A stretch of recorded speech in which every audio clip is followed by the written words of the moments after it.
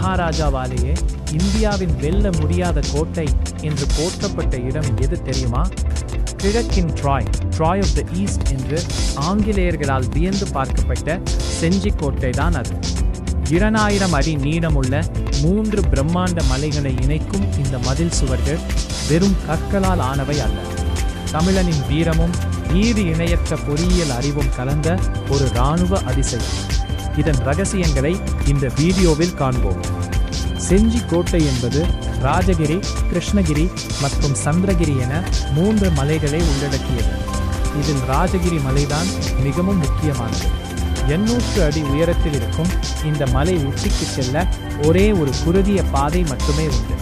எதிரிகள் நினைத்தாலும் எளிதில் நுழைய முடியாதபடி செக்குத்தான பாறைகளில் இந்த கோட்டை செதுக்கப்பட்டுள்ளது. இங்கே நாம் காணும் 7 அடுக்கு கட்டிடம்தான் கல்யாண மஹால். இந்தோ இஸ்லாமிய கட்டடக்கலை பாணியில் கட்டப்பட்ட இந்த மஹால் அந்த கால அரச குடும்பத்து சுப நிகழ்ச்சிகளுக்காக பயன்படுத்தப்பட்டது. ஒரு பக்கம் அழகான கலைநயம், மறுபக்கம் கோட்டையை கண்காணிக்கும் உன்னதமான தொழில்நுட்பம் என இது நம்மை வியக்க வைக்கிறது. மலை உச்சியில் ஒரு பிரம்மாண்டமான குளம், அதுதான் யானை குளம். 800 ஆண்டுகளுக்கு முன்பே மழை நீரை சேகரித்து யானைகளுக்கும் குதிரைகளுக்கும் தாகம் தீர்க்கும் வகையில் மிகச்சிறந்த வடிகால் அமைப்பை நமது முன்னோர்கள் உருவாக்கியுள்ளனர். இன்றும் வற்றாமல் இருக்கும் இந்த நீர்நிலை தமிழனின் நீர் மேலாண்மைக்கு ஒரு சிறந்த சான்று.